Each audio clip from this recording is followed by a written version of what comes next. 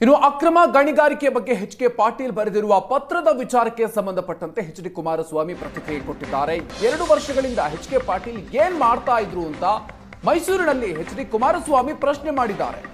ಸರ್ಕಾರ ಬಂದು 2 ವರ್ಷದ ಬಳಿಕ ಮತ್ತೆ ಚರ್ಚೆ ಶುರುವಾಗಿದೆ. 2 ವರ್ಷದಿಂದ ಎಚ್.ಕೆ. ಪಾಟೀಲ್ ನಿದ್ದೆ ಮಾಡ್ತಾ ಇದ್ರಾ ಅಂತ ಪ್ರಶ್ನೆ ಮಾಡಿದ್ದಾರೆ.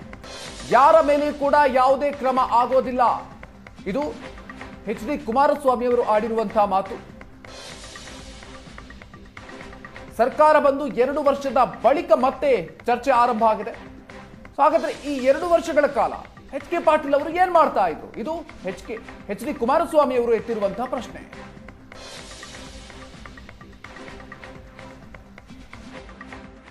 ಉದ್ದೇಶ ಪತ್ರ ನೀವು ನೋಡಿದ್ರಿ, ನೀವು ಒಂದು ಪತ್ರಿಕೆಯಲ್ಲಿ ಅದನ್ನು ಪ್ರಕಟ ಮಾಡಿದ್ದನ್ನು ನೋಡಿದ್ರೆ ಅದರಿಂದ ಉದ್ದೇಶ ನಿಮಗೇನು ಅರ್ಥ ಆಗಲಿಲ್ವಾ? ನಾನು ಏನು ಮಾಡಬೇಕು ಅನ್ನೋದನ್ನು ಸಹಿತ ಮಾನ್ಯ ಮುಖ್ಯಮಂತ್ರಿಗಳ ಗಮನಕ್ಕೆ ತಂದಿದ್ದೀನಿ. ಅದರ ಮೂಲಕ ರಾಜ್ಯದ ಸೇವೆ ಆಗಬೇಕು, ನಮ್ಮ ಸರ್ಕಾರಕ್ಕೆ ಒಳ್ಳೆಯ ಹೆಸರು ಬರಬೇಕು. ಆ ಕಾರಣಕ್ಕಾಗಿ ಆ ಪತ್ರ ಬರೆದಿದೆ.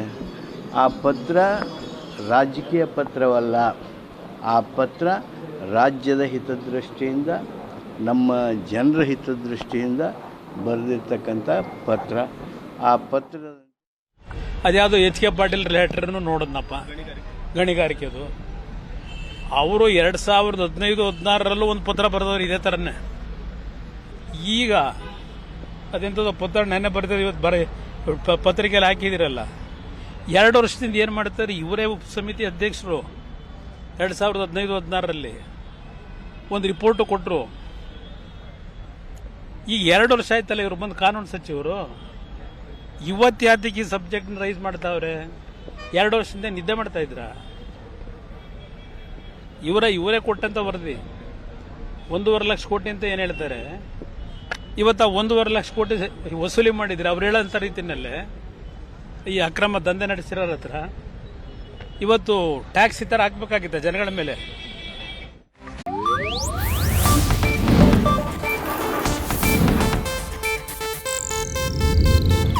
ಇದು ಏಷ್ಯಾನೆಟ್ ನ್ಯೂಸ್ ನೆಟ್ವರ್ಕ್ ಪ್ರಸ್ತುತಿ.